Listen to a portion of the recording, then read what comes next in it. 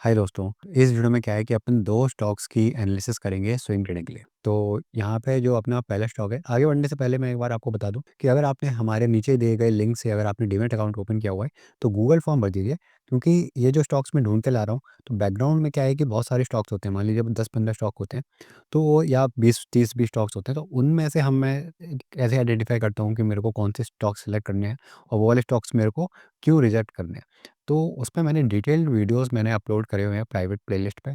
तो वो प्लेलिस्ट की लिंक मैं आपको शेयर कर दूँगा, तो आप नीचे जो गूगल फॉर्म है आप वो फिल कर दीजिए, अगर आपने हमारी लिंक से डीमैट अकाउंट ओपन किया हुआ है। तो चलिए अब अपन वीडियो में आगे बढ़ते हैं। तो स्टॉक का पहला नाम है Capacite Infra Project Limited. Time frame हम जो लेके चलेंगे वो डेली का ही टाइम फ्रेम लेके चलेंगे। तो करंटली आपको ये स्टॉक दिख रहा है कि ये अभी अप ट्रेंड में है और यहाँ पे एक कंसोलिडेशन फेज़ में, मतलब एक ही रेंज में करंटली ये स्टॉक अभी चल रहा है। तो सबसे पहले हम डेली से मंथली टाइम फ्रेम बनाएँगे, क्योंकि हमको क्या है कि जो पुराने रेजिस्टेंस लेवल है उनको आइडेंटिफ़ाई करना है। तो आप चार्ट देखते ही समझ पा रहे होंगे कि ये वाला जो एरिया है, ये वाला जो पॉइंट है, यहाँ से स्टॉक क्या है कंटिन्यूअस नीचे आया हुआ है। और एक तो ये वाली लाइन जो एरिया होगा वो एक स्ट्रॉन्ग रेजिस्टेंस का काम करेगा। तो यहाँ पे हम एक हॉरिजॉन्टल लाइन ड्रॉ करेंगे, इसको कंसिडर करके करते हुए। तो रिसेंटली जो स्टॉक है इसी जो लाइन है, जो पुराना रेजिस्टेंस लेवल था, इस रेजिस्टेंस लेवल के पास ही है।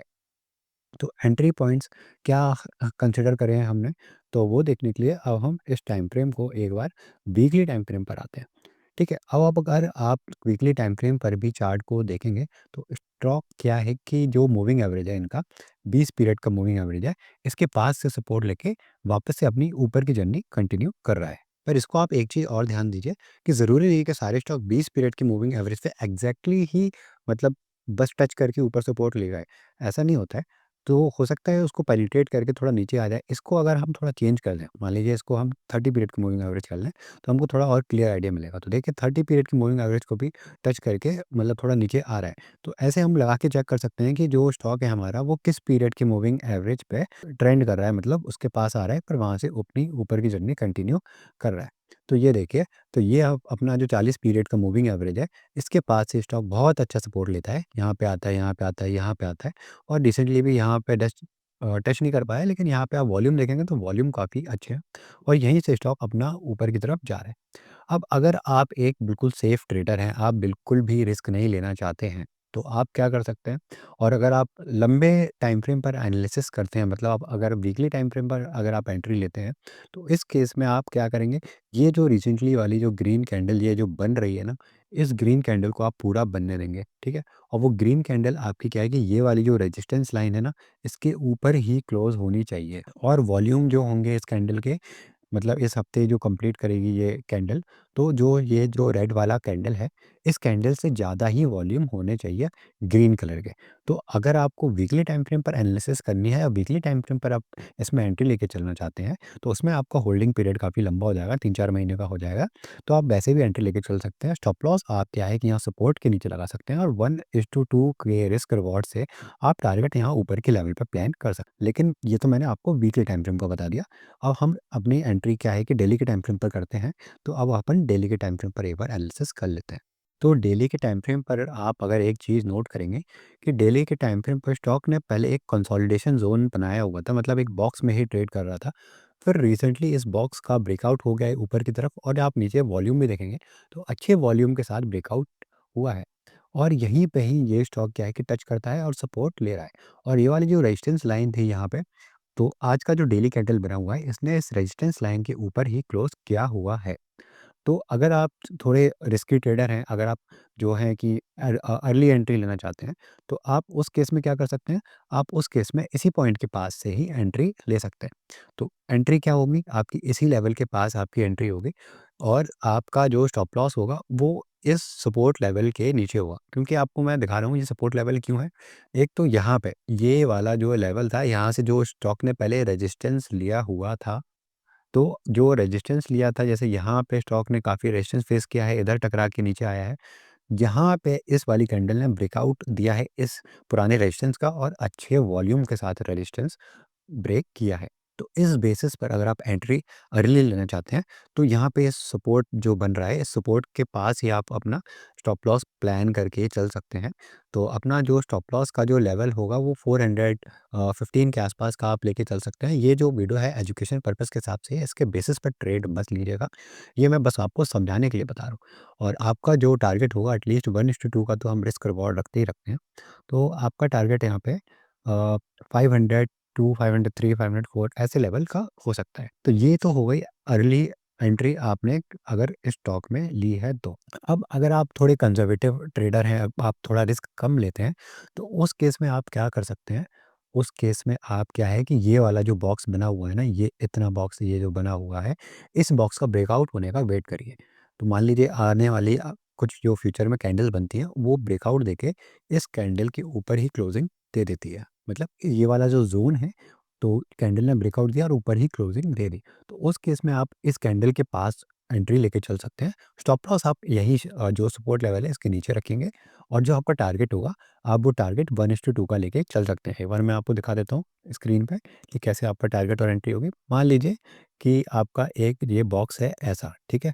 आपका ये अपना जो बॉक्स है, अब इस बॉक्स का क्या है कि ब्रेकआउट आ चुका है, एक ग्रीन कैंडल ने ये ब्रेकआउट दिया है और क्लोजिंग भी ऊपर ही दी है इस बॉक्स के, और वॉल्यूम भी नीचे अच्छे होने चाहिए, मतलब पिछले कैंडल के मुकाबले वॉल्यूम थोड़े ज़्यादा होने चाहिए। तो उस बेसिस पर आप एंट्री ले सकते हैं। तो एंट्री अगर आप उस बेसिस पर लेंगे, तो आपका जो एंट्री पॉइंट होगा, आप यहाँ पे मान लीजिए एंट्री लेते हैं, तो स्टॉप लॉस आप यहाँ पे अगर नीचे लेके चल रहे हैं, क्योंकि आप सपोर्ट के पास स्टॉप लॉस रख रहे हैं, तो टारगेट आप क्या है कि एटलीस्ट 1:2 का तो हम टारगेट रखेंगे रखेंगे। तो 1:2 का हम टारगेट रखेंगे, तो अपना जो टारगेट निकल के आएगा, वो आएगा, 1 मिनट में आपको दिखा देता हूँ, ये आएगा 568 के लेवल के आसपास।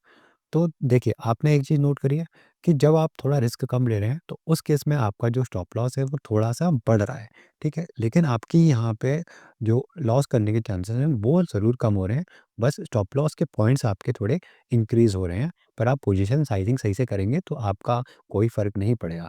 बस इसमें क्या है कि आपको थोड़ा टारगेट के लिए थोड़े ऊपर के लेवल पे आपको वेट करना पड़ेगा। जैसे अपना जो पहले टारगेट निकल के आ रहा था वो 500 के लेवल के आस-पास आ रहा था, अगर हम यहीं पे एंट्री ले रहे हैं तो। लेकिन अगर आप ब्रेकआउट का वेट कर रहे हैं, जो कि एक बहुत इससे भी बेटर एक पोजीशन हो सकती है जिसमें हमारा कॉन्फिडेंस लेवल और हाई हो सकता है।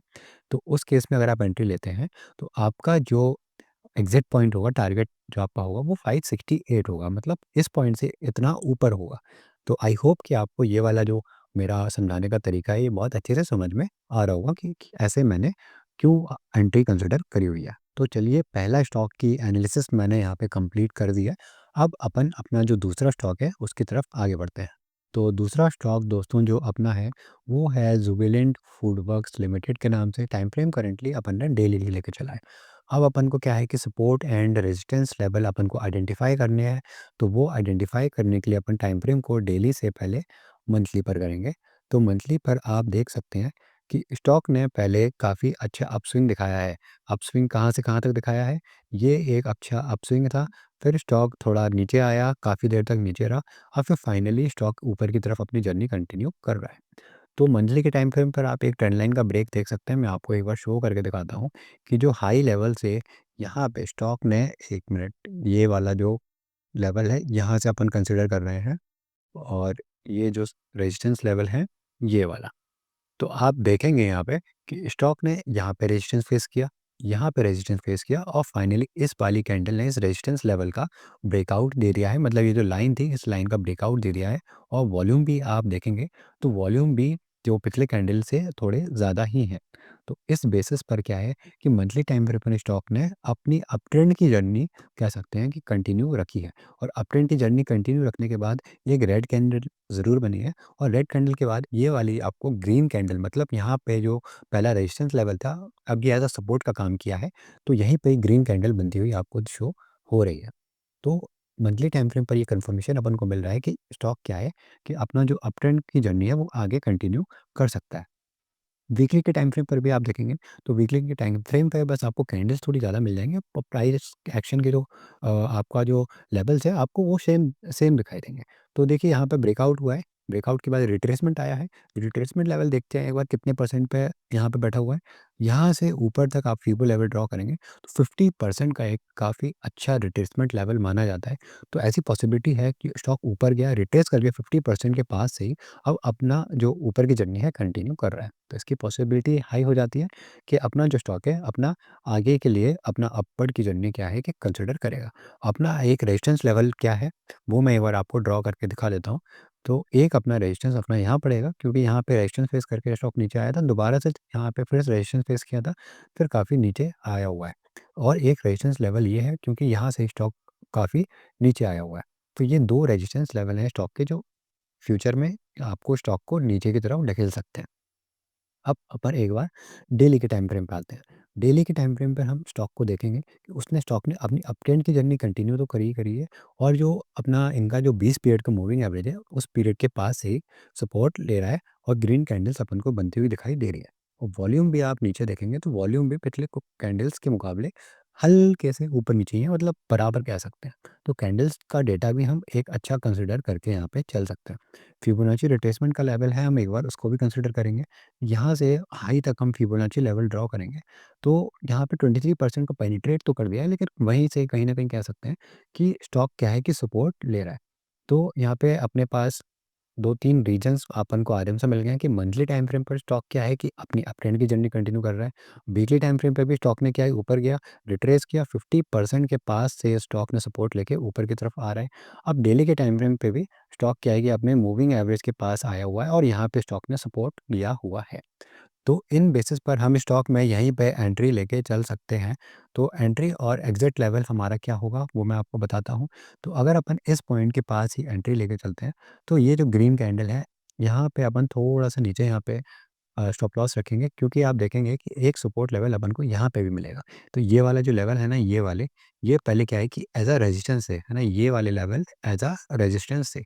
यहाँ पे स्टॉक क्या है कि नीचे आया, एक बार मैं मार्क कर देता हूँ। यहाँ पे देखिए स्टॉक टकरा कर नीचे आया। यहाँ पे काफ़ी देर तक स्टॉक ने अपना टाइम बिताया, तो फाइनली इस ग्रीन वाली कैंडल ने इसका ब्रेकआउट दिया है, और नीचे वॉल्यूम भी अच्छे दिए हुए हैं, और उसी के पास से ही ये स्टॉक ने दोबारा से सपोर्ट लिया हुआ है। तो इन पॉइंट्स को कंसिडर करते हुए हम जो एंट्री ले सकते हैं, वो इस पॉइंट के पास से ही एंट्री ले सकते हैं। स्टॉप लॉस हम जो ये जो ब्रेकआउट वाली कैंडल है ना, इस कैंडल के लो के पास रखेंगे, मतलब थोड़ा-सा नीचे ही रखेंगे इससे। और टारगेट अपना जो होगा एटलीस्ट 1:2 का तो हम प्लान करके चलेंगे, तो यहाँ पे अपना ये टारगेट हो जाएगा। अब फ्यूचर में अगर आपको लगता है कि इसका प्राइस एक्शन काफ़ी अच्छा है, स्टॉक और ऊपर जा सकता है, तो यहाँ पे मान लीजिए कि स्टॉक ऐसे ऊपर गया, फिर ऐसे थोड़ा-सा नीचे आया, तो और दोबारा से ऊपर की तरफ जा रहा है, अपना टारगेट कंप्लीट कर रहा है, तो आप ऐसे कर सकते हैं कि 50% आप अपनी क्वांटिटी निकाल सकते हैं। तो पिछले स्टॉक में भी आप सेम ऐसे कर सकते हैं, और यहाँ पे आप अपना स्टॉप लॉस ट्रेल कर सकते हैं, और बाकी ऊपर के लेवल पे आप उसको होल्ड करके चल सकते हैं। तो ऐसे आप अपना जो स्टॉप लॉस है वो ट्रेल भी कर सकते हैं, ताकि आपको जो मैक्सिमम प्रॉफिट है आप वो अर्न कर पाएँ। तो आई होप कि ये दोनों एनालिसिस के वीडियोस आपको अच्छे लगे होंगे, और अगर आपने, मैं फिर से रिपीट कर रहा हूँ, अगर आपने नीचे दिए गए लिंक से हमारा डीमैट अकाउंट ओपन किया है, तो प्लीज़ आप वो गूगल फॉर्म ज़रूर फिल कर दीजिए, ताकि मैं आपको जो लिंक है, जो मैं एक्सक्लूसिव वीडियोस जो मेंबर्स के लिए है, वो मैं आपको फ्री में प्रोवाइड कर सकूँ। तो आपको एक व्हाट्सएप ग्रुप में ऐड कर दिया जाएगा। तो वहाँ पे आप क्या है कि उस वीडियो को एक्सेस कर पाएँगे। तो चलिए, कोई भी डाउट होता है तो आप मेरे को नीचे कमेंट सेक्शन में मेरे से पूछ लेना। अब मिलते हैं अगले वीडियो में, तब तक के लिए गुड बाय।